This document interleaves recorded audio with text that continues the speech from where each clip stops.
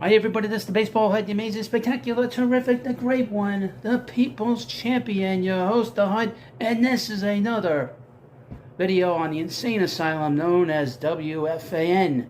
They're coming to take me away, ha-ha, they're coming to take me away, ho-ho, hee-hee, ha-ha, to the funny part. Now welcome back to the baseball HUD 2, and hopefully you like this video and hit the subscribe button. So, I've been talking about WFAN really for 4 years on this platform. But in particular, the last really 6 months, really, I think since August. And I've been basically at war with WFAN. A couple of things you should know about WFAN. Sal Licata, who is the mid-morning host on the fan, had blocked me on Twitter because I've been very critical about how he's been talking about Pete Alonso. And how he has said that Pete's toxic, and now he has the opinion of trading Pete Alonso. A caller called him up yesterday and said, "You're not going to get any value for him." He screamed at him. He hung up on him. Now, this particular program has made it their mantra to get rid of Pete. But then at the same time, Spaz, and they call him Spaz Licata, because he had said recently that he wants the Mets to sign him. Well, which is it? That the Mets are going to sign him. Well, if the Mets are going to sign him, you want to trade him? Well, which is it? And then he has a show on SNY. He doesn't talk about Pete being traded, that he wants Pete being traded, but you could tell the tension is building. Now, he got into a fight with Wardy NYM, who's a very popular YouTuber.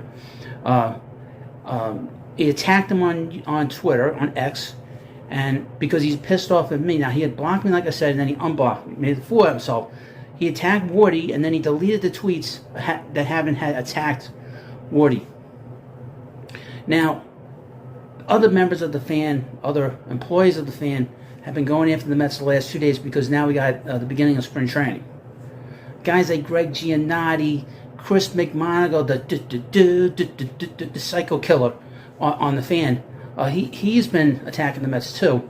And Dave Stearns. I want to point something out about Dave Stearns that these dumb cuffs fail to mention. 5 of the last 6 years, the Brewers have been to the postseason. Have won 90 games 3 of the last, 5 years, 7 years? Have won a lot of games in the National League Central. And that's with a hamstrung payroll. This is a guy who knows how to put a pitching staff together. He knows how to put a bullpen together. He's had one of the best bullpens in baseball there in Milwaukee. He's had great closers. He developed Josh Hader. He developed Devin Williams. Some of the best closers in the game. He knows how to put pitching together. I'm going to say this to these clowns at WFAN. I am not going anywhere. I'm going to criticize you whenever I get the chance. Now, the subject of this video is Brandon Tierney, a.k.a. the Coconut Head. And as you can see, there's an actual photo of Brandon Tierney that I always show. I understand he was dressed up as Goldust, the wrestler.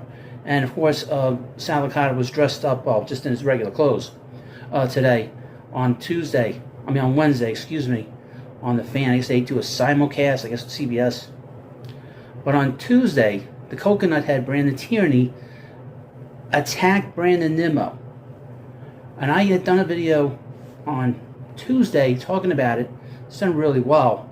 I want to do a follow-up, because the follow-up is that the Coconut backtracked. Basically said that he was not quoted properly, that the context of his comments were not done properly. Well, I'm reading from their website, WFAN, and I'm going to read you this. And I'll read you something about Brandon Nimmo. From Odyssey.com, headline, BT doesn't see Brandon Nimmo as captain material for the Mets. Okay? Quote, just feels like a fake hustle guy. Let me just read you this article. As BT and Sal debate who needs to step up as the clear clubhouse leader of the Mets, BT didn't seem to be too high on the idea of Brandon Nimmo being the top candidate. Now, my opinion is the Mets need another guy in this clubhouse, a veteran player that's been, that's won a lot. That's been, in my view, is the issue in that clubhouse. They're missing another player, another personality in there. I don't think it's the guys that are in the clubhouse that are the problem. The guys that are there this year. For one, he doesn't like Nimmo's shtick of sprinting down to first base after drawing a walk. Let me read you this. This is exactly what he said. And this is the stuff that they highlighted on WFAN's website, which is their streaming website. Brandon Nimmo just feels like a fake hustle guy. He just does. BT said, "What are you, 7 years old? Sprinting down to first base? Give me a break. You're not Pete Rose. Hustle, then steal some bases." Bases can be very overrated, and he scored 100 runs in 2022. He scored 90 runs in 2023. The coconut doesn't see the sprinting having any kind of impact on the game, which makes it come across as self-serving. Now, I would mention this. This is an old-time one. Someone asked Joe DiMaggio, "Why do you play so hard?" Because he said, "Somebody up in the stands will have seen me for the first time." What does it actually do, the coconut says? Besides create the visual that you're playing hard, which he does. I don't want to be unfair. Oh, no. But in that moment, create an unrealistic max effort situation. You're walking. What are we doing? Well, you're not doing anything, coconut. So if he had to choose who should take on a captain role for the Mets, BT would take Francisco Lindor, despite holding the opinion that Lindor hasn't brought the production from Cleveland the Mets were hoping for. Whatever the Mets do is wrong, and when they do it right, it's wrong. Last 2 years, Lindor's been the best shortstop in the National League. He's driven over 100 runs 2 years in a row.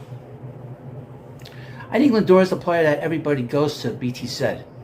That is the guy. When I look in the dugout, who is the guy I see communicating with the young players after every at-bat? It ain't Pete, it ain't Nimmo, it's Lindor. Leadership is not just talking to the players. It's also how you carry yourself on the field, professionalism. There's nobody more professional than Brandon Nimmo. Not even close. Now let me read you from Mets Insider MLB blogs. A headline, Brandon Nimmo named New York Mets winner of the Heart and Hustle Award. New York Mets outfielder, this is from 2 years ago. New York Mets outfielder Brandon Nimmo was named the team's recipient of the 2022 Heart and Hustle Award. The Major League Baseball Players Alumni Association announced Thursday. The Heart and Hustle Award recognizes one player on each Major League team who demonstrates a passion for the game of baseball and best embodies the values, spirit, and traditions of the game. Of the 30 winners from each Major League club, one player will be chosen as the final Heart and Hustle Award recipient. Nimmo, who was the Mets Heart and Hustle Award winner in 2018, enters tonight's contest. Now, he scored, like I said, over 100 runs in 2022. Off the field, Nimmo recently hosted a Sandlot baseball game for 20 Little Leaguers from the greater New York area. His goal of the event was to inspire young players by encouraging them to keep playing ball and exemplifying sportsmanship. He is a professional. Professionals play hard every single day, and Brandon plays hard every single day. Now, this was a foolish comment. And just a few hours ago after, and I wasn't planning on doing a video tonight, really. I was planning on doing a video, doing a follow-up on this thing, on the coconut. And I'm going to read you a backtrack. This is a backtrack from Brandon Tierney. This is from Brandon Tierney. This is from February 14th, 2024, 5:26 p.m. This is after a few hours of him being basically belittled by a lot of people, including myself. R.E. Nimmo. Sometimes things come out less than perfect. It happens. For the record, I like Nimmo and I respect Nimmo. A very solid player. Good Met. My comments about him sprinting the first was more about my opinion that he's not the team leader some view him to be. No, that's not. No. That's not what you said. You said it was fake hustle. You said he's doing it for a visual. Okay? We know what you meant, Coconut Head. You just look foolish having had said that. People making fun of you online. There are other videos talking about this. The Coconut continues. Not a knock. I view Lindor as the leader. The young players gravitate to him. It's obvious. That was a snippet of our discussion and not really contextualized and sound bites. I'm a fan. Just don't view him as the Mets leader. Taking unnecessary shots is not my thing. No, it is your thing. That's all you guys do. You've been attacking Pete Alonso for 6 months. He's been attacking the Mets for 6 months. I didn't listen to this whole thing when he was doing his show with Tiki Barber, which was, pretty much, But Brandon Tierney wants to be the guy in the middle. He wants to be the afternoon guy with whoever he wants to be with. The same thing with Spats. If they have to walk on each other to get to that afternoon show, they'll do it. And they know that this is bringing in people to watch. Even Greg Giannotti, the craziest guy at WFAN, he understands that. Well, everybody's talking about them. Oh, really? Well, I'm talking about them here. And I'm not so nice. Especially when I see people not being treated fairly, especially my Mets. Let me go back and read you again what he said about Brandon Nimmo. Okay? Let me read you this. Brandon Nimmo just feels like a fake hustle guy. He just does, BT said. What are you, 7 years old? He's mocking him. Sprinting down to first base. Let me go back. And this is a key comment. This is from the second part of this tweet. That was a snippet of our discussion, not really contextualized in sound bites. In other words, you assholes don't understand what I'm talking about. Even though I made a fool out of myself and I said something stupid, you fools don't understand. The HUD doesn't understand. Okay? Some of you people that are criticizing me online, on Twitter, on YouTube, you guys are too dumb to understand what I'm talking about. This is a miserable person here. This is a guy that talks down to his audience and talks down to his people on X. It's disgusting. What a condescending son of a bitch. You know. And I'm getting a little irritated now, as you can tell.